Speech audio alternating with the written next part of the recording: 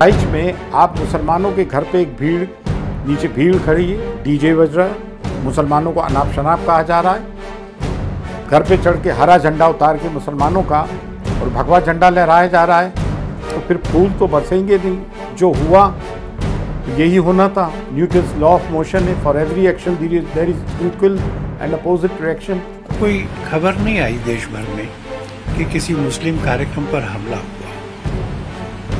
ऐसी भी कोई खबर नहीं आई कि कहीं किसी का झंडा मुसलमान के घर का उतार के हिंदू लगाया गया। आप घरों में भी घुस जाओगे, डीजे पे गालियां भी बकोगे, धर्म को भी गालियां बकोगे, हमारे लोगों को भी गालियां बकोगे, एक समुदाय मुसलमान समुदाय को गाली बकोगे, और फिर ये भी कहोगे कि मुसलमान रिएक्ट ना करें।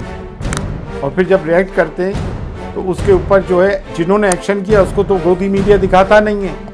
मैं उनको चेतावनी देना चाहता हूँ, भड़काऊ भाषा का इस्तेमाल न करें। अगर हिंदू एक होकर रहेंगे तो फिर हम मुसलमान भी ये बात कहेंगे कि माइनॉरिटीज तमाम जो माइनॉरिटीज हैं वो एक होकर रहें। इम्तिहान न लें, सब्र के बांध को बना लें, नहीं तो उनको भागने के रास्ते नहीं मिलेंगे। हमारी कौम बुज़दिल नहीं है। हम ये नहीं कह रहे हैं कि आप किसी को डराओ, लेकिन डरना भी तो जुर्म है। ना किसी को डराओ, ना किसी को से डरो। लिव एंड लेट लिव, प्यार मोहब्बत से रहो। लेकिन ये मुश्किल कर दिया है हमारा जीना। हमारे साथ बातचीत करने के लिए हैं विश्व हिंदू परिषद के अंतर्राष्ट्रीय अध्यक्ष आलोक जी। आलोक जी, बहराइच में जब से हिंसा हुई है लगातार अलग अलग लोगों की प्रतिक्रियाएं आ रही हैं, बयान आई हैं। बहराइच हिंसा पर अंजुमन कमेटी के जो चिश्ती हैं सरवर जी, उनकी प्रतिक्रिया आई है और वो कहीं ना कहीं कह रहे हैं कि ये जो क्रिया हुई है ये क्रिया के प्रति विपरीत प्रतिक्रिया है। यदि कोई झंडा हटाएगा तो फूल थोड़ी बरसेंगे, इस तरीके के बयान दे रहे हैं। क्या कहेंगे? और वो ये भी कह रहे हैं कि ये तो होना ही था।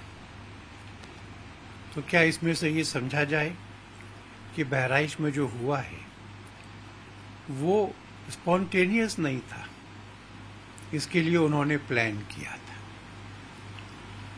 तैयारी की थी, और ये सोच समझकर किया हुआ काम है।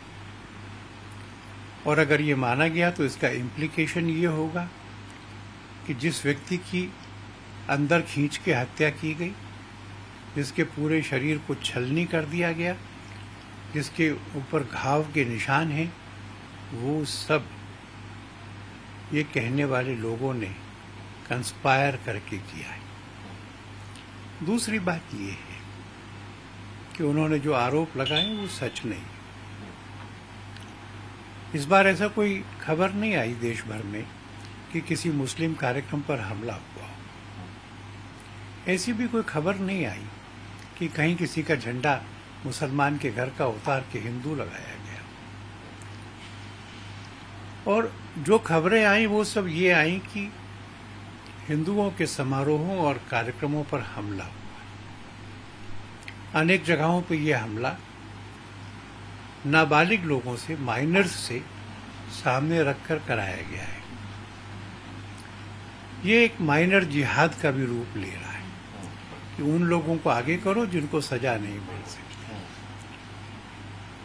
मैं उनको चेतावनी देना चाहता हूँ, भड़काऊ भाषा का इस्तेमाल ना करें, हत्या को और वायलेंस को जस्टिफाई ना करें। इसकी प्रतिक्रिया होती है, और जब वो प्रतिक्रिया गंभीर हो जाती है तो वो हमारे कहने से रुकती नहीं है। इसलिए ये सबको ध्यान रखना है कि भारत में सांप्रदायिक सद्भाव का जिम्मेवारी सब लोगों पर है।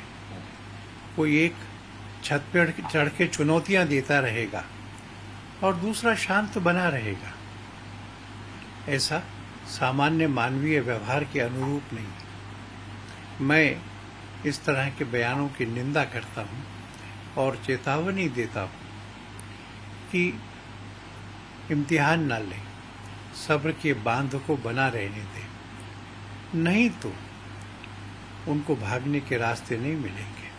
लेकिन आपको क्या लगता है जिस तरीके से बांग्लादेश में चल रही है तमाम सारी चीजें, अभी नवरात्रि के दौरान भी वहां पर बहुत सारी घटनाएं सामने निकल कर आई, उसके पहले भी हमने चीजों को देखा, आपको लगता है एक पैटर्न के तहत हिंदुस्तान के अंदर भी जो स्टेबिलिटी है उसको खत्म करने के लिए, उसको हटाने के लिए एक षड्यंत्र रचा जा रहा है? आपको ऐसा लग रहा है? ऐसा जरूर हो सकता है, बांग्लादेश के बारे में मैं इतना कहूंगा कि हमने वहां की सरकार का एक सक्रिय प्रयत्न देखा है दंगे रोकने का, और पूजा पंडालों में जो हुआ उसको खेद व्यक्त करने के लिए वह स्वयं ढाकेश्वरी देवी के मंदिर में आए। इसलिए वहां हमें दिखता है कि केंद्रीय प्रयत्न नहीं है, छुटपुट प्रयत्न अब हैं जिनके बारे में भी सरकार सतर्क है। भारत में भी सरकार सतर्क है, उसके बावजूद भी ये हो रहा है, आश्चर्य की बात है। मैं समझता हूं कि मुसलमान इस देश में हम सब की सहमति से बराबर के नागरिक की तरह रह रहे हैं।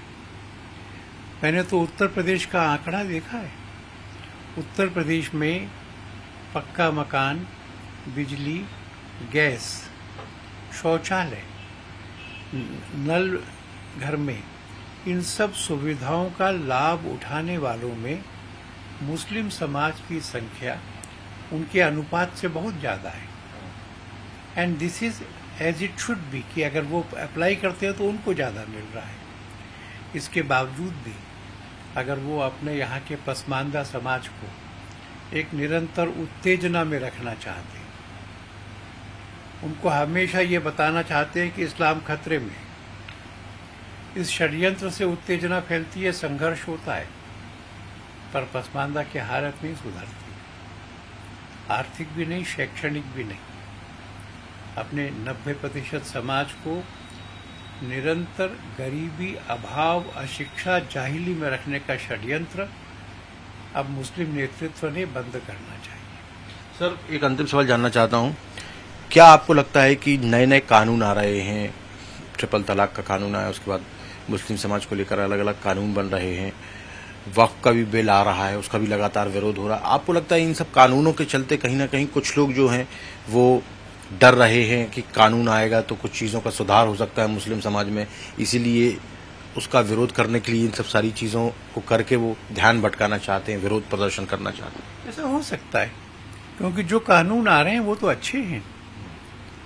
क्या आज के सभ्य समाज में, जिसमें महिलाओं की समानता की बात की जाती है, 4 विवाह को स्वीकार किया जा सकता है? क्या इसको स्वीकार किया जा सकता है कि 3 बार तलाक बोला और छुट्टी हो गई? क्या इसको स्वीकार किया जा सकता है कि महिला को और उसके बच्चों को तलाक के बाद में गुजारा भत्ता ना मिले?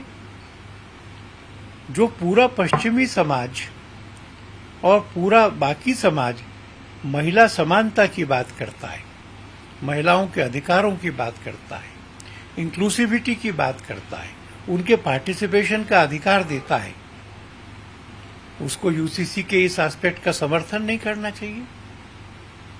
क्या वक्फ के अंदर ये नियम होना कि काउंसिल में भी और बोर्ड में भी 2 महिलाएं रहेंगी, वक्फ उल औलाद में महिलाओं का अधिकार बाधित नहीं हो सकेगा, वक्फ का पैसा ऐसी महिलाओं को मिलेगा जिसकी आवश्यकता है, वक्फ में वो संपत्तियां आएंगी जो विवादित नहीं है, उसका हिसाब रखा जाएगा, अकाउंट्स ठीक रखे जाएंगे। क्या ये सब नहीं होना चाहिए? इसलिए इन सवालों पर चर्चा हो, किसी पर आपत्ति होगी तो विचार होना चाहिए, पर हम बात ही नहीं करेंगे, हम इसको अल्लाही कानून कहेंगे जिसको तुम बदल नहीं सकते। ऐसा तो अरब देशों में भी नहीं है। बहुत बहुत धन्यवाद हमारे साथ बातचीत करने के लिए। हिमांशु तिवारी, टाइम्स नव भारत, दिल्ली। Thank you.